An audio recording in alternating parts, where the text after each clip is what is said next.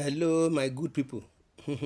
Hear what Jonathan is saying, the former president. He says, Clark shoes too big for me to fill. Former President Goodluck Jonathan has said that the late Pa Edwin Clark was a man whose shoes are too big for me or anyone from the Ijaw ethnic nationality to fill.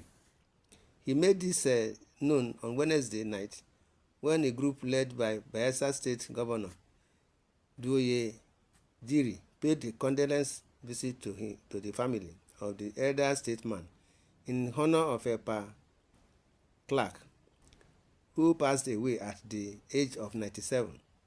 Various dignitaries present expressed passionate feelings of grief over Clark's death and his immense contributions to Nigeria and the profound impact he had on the Ijaw community and beyond.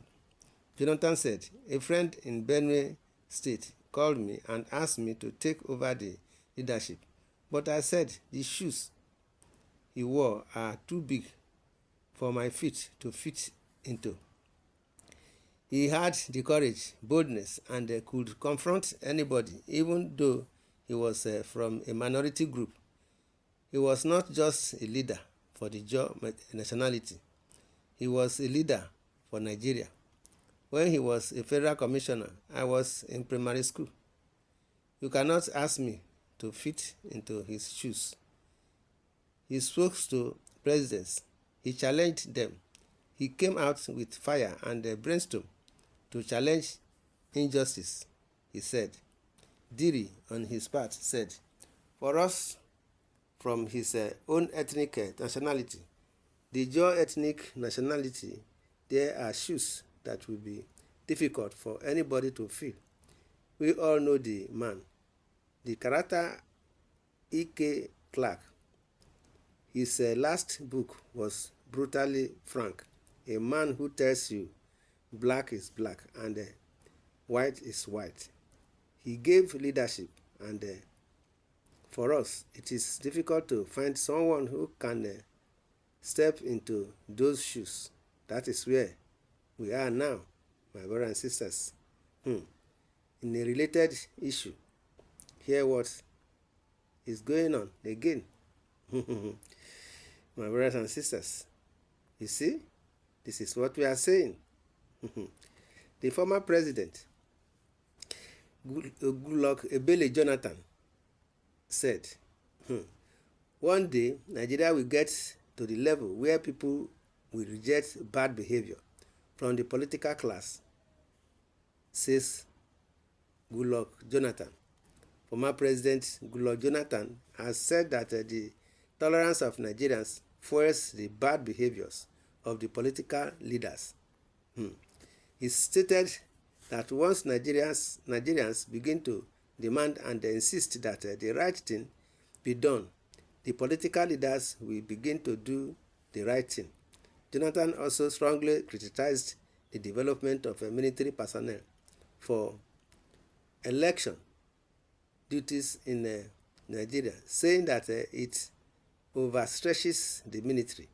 Speaking at the book launch of former Inspector General of Police Solomon Arase in Abuja on Tuesday, February 18, Jonathan said, we Nigerians celebrate the wrong thing, and I believe one day the country will get to the level where people will reject bad behavior. And when we get to the level that we reject bad behavior, this issue will not happen again. I believe one day we all Nigerians will say we no longer accept the wrong thing. And the day we all collectively say we no longer accept the wrong thing, we, the political class, will behave normally. People must reject us if we behave wrongly. Jonathan expressed hope that Nigeria would evolve to a point where bad political behavior is universally rejected maybe one day we will have two big buildings in Abuja where we put pictures of people, whether dead or alive, who have messed up this country, so that their grandchildren will know their forefathers were part of Nigeria's problems, he stated. He argued that elections should be primarily managed by the police and the Independent National Electoral Commission. According to him, in most other countries, the Air Force and the Army are used to transport election materials to dangerous areas and not providing security at polling units as done in the country. Jonathan said, having been the president of this country before, when you talk about internal security, it is an area that touches my heart. And especially when you talk about election security, again, it is an area that touches my heart. One gets worried when it comes to Nigerian elections. In fact, here we overstretch the army. In most other countries, the military doesn't get involved in the day-to-day management of elections. Some countries use them to manage strategic systems, such as transporting election materials to dangerous areas, but manning polling booths and staying around polling stations, military personnel are never used for such duties, he stated. He continued, I just came back from Botswana some months back during the election. It is a very small country with a small population, so almost all the police officers were used for the election. What the military does is that those regular duties that the police officers were doing, including security, the police headquarters, the military took over. So the military high command of the posted military officers to secure government access and facilities. That is what they do. And you don't hear stories go to a country like Senegal, which is a West African country. The election last year, we talk about technology, and still with the technology we still have problems. And I said that they use the simplest form of voting. In fact, there was a table there. They put the ballot box for every candidate, and you, the voter, you go and you just go and pick. Of course, you must pick from all the candidates. They just put a long table. Every candidate has his ballot papers put there. You don't see any police. The electoral management officers, polling agents, and so on were just sitting there and watching. The police were outside because they used secondary school, primary schools, and the primary schools as polling stations.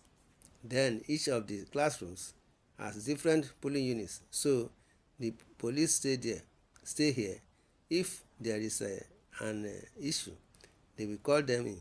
Otherwise, you don't see police wherever you go, and that is a standard in so many countries. But here we fully do the wrong thing. My brothers and sisters, this is what we are saying. In the comment section, you are free to say your opinion on this issue of Jonathan wearing the shoe of Baba Clarck and the way we do votings here. Subscribe to this channel, share, love, and like. God bless Nigeria. Thanks and God bless. Amen.